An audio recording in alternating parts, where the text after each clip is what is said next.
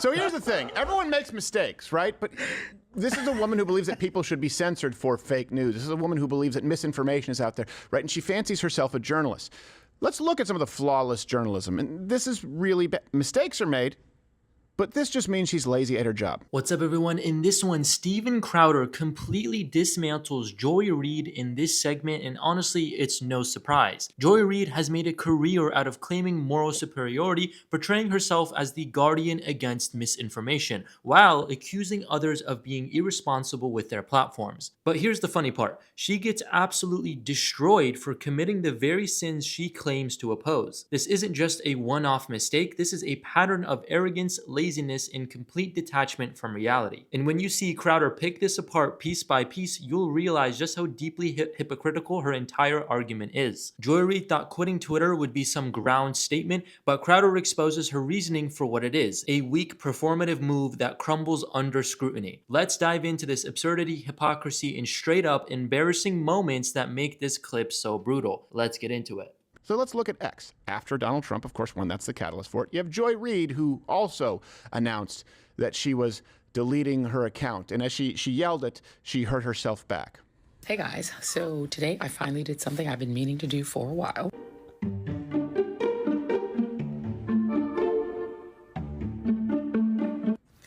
And the reason for doing it, and kissing goodbye my 1.9 million followers over there, is because I hadn't been posting for a long time. I just didn't want to contribute content once it was purchased by its present owner. Oh, give me a break. Joy Reid's exit from Twitter is nothing more than a desperate attempt to stay relevant while virtual signaling to her audience. She's trying to frame this as some kind of moral stand against Elon Musk, but let's be real, she wasn't posting much to begin with. Why? Because platforms like Twitter expose her flaws. Reid's argument falls apart when you realize she doesn't actually care about the platform's ownership. What she cares about is avoiding the accountability that comes with it. Crowder is about to obliterate this facade, and he's spot on. She's not leaving out of principle, she's leaving because she can't handle a level playing field where people can challenge her bad takes in real time. This isn't bravery, if anything, it's cowardice. But just having it there, I was only holding on to it because I, really didn't want someone trying to take over that name and using it for nefarious purposes. I was a little bit worried about that. Seriously?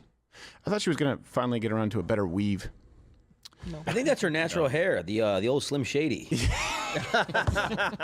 Military buzz cut. Yeah, fantastic. About 2 weeks from now, when she's irrelevant, she's going to be on Twitter going, guess who's back? Yeah, right? She walks in and says, high and tight, please. Yes. How many parody accounts do you think are out there right now? I don't know. I confuse them with the ones for Demolition Man. This line digs into the absurdity of Reid's self-perception. Crowder points out that the idea of her being so concerned about parody accounts is almost narcissistic. His reference to Demolition Man adds a humorous layer, but it's also a subtle dig at how irrelevant and outdated her arguments and perhaps her entire media presence are becoming. This is the moment where the audience is fully clued into the fact that Reid's reasoning is not just weak, but downright detached from reality. Nice. Let's get a side by side of that. Demolition Man. So here's the thing. Everyone makes mistakes, right? But this is a woman who believes that people should be censored for fake news. This is a woman who believes that misinformation is out there, right? And she fancies herself a journalist. Let's look at some of the flawless journalism. And this is really bad. Mistakes are made, but this just means she's lazy at her job. She actually posted this on X. Here's the thing. The reason there's a thing called 538, I'm talking about Nate Silver there, or originally was, is because 538 was the margin in Florida when the Republican Supreme Court reversed the 2000 election during a recount, making W the president. There's so many things that are wrong, but let's continue. That's the kind of margin where races can flip. That's not what's up now. Okay, the only problem is 538's name is based on the total points in the Electoral College. Come on. You moron. This is where it gets downright humiliating for Joy Reid. This isn't just a simple mistake, it's a blatant display of ignorance. She didn't just get the name of the 538 wrong, she tied it to some convoluted narrative about the Supreme Court in the 2000 election. And here's the funny part, she didn't even bother to fact check it. What makes this so damning is that Reid claims to represent facts, truth, and journalistic integrity. But when you see her spreading misinformation to nearly 2 million followers, followers, it's clear she doesn't hold herself to the same standards she demands from others. Crowder is absolutely right to call this out. This isn't about her being wrong. It's about her being so comfortable in her echo chamber that she doesn't even think twice before spouting nonsense. And the worst part, she probably thought this was a gotcha moment, and spoiler alert, it definitely wasn't. It's not that she made a mistake. It's that it's 3 posts on Twitter where she didn't just take the time to go, hold on a second. I'm about to make a very definitive statement to the world who can easily fact check it. Right. Let me just really quickly take 4 seconds to double check. To 1.9 million people. Yeah. Well, She made sure to tell us Yes. how popular she is. Everyone gets caught. Everyone makes mistakes. That's why we have an admonish button. This is someone who doesn't even have in the back of their mind, wait a second.